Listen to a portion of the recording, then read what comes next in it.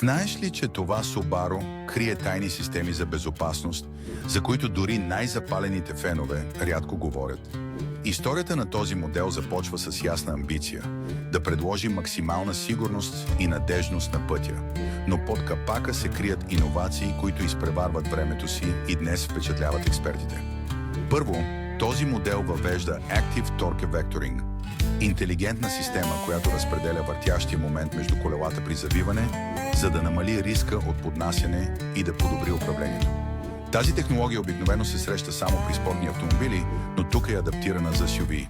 Второ, автомобилът разполага с специално подсилени стоманени зони в карусерията, които не се виждат отвън, но осигуряват значително по-добра защита при страничен удар, повишавайки безопасността на пътниците. Трето, този модел е един от първите на марката, оборудвани с автоматично изключване на горивната помпа при сблъсък. Малък, но жизнено важен детайл, който може да предотврати възникването на пожар след катастрофа. И това не е всичко.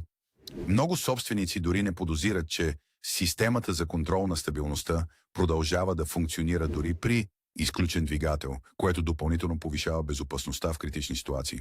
Коя кола или марка да разгледаме следваща? Фолоу за още факти.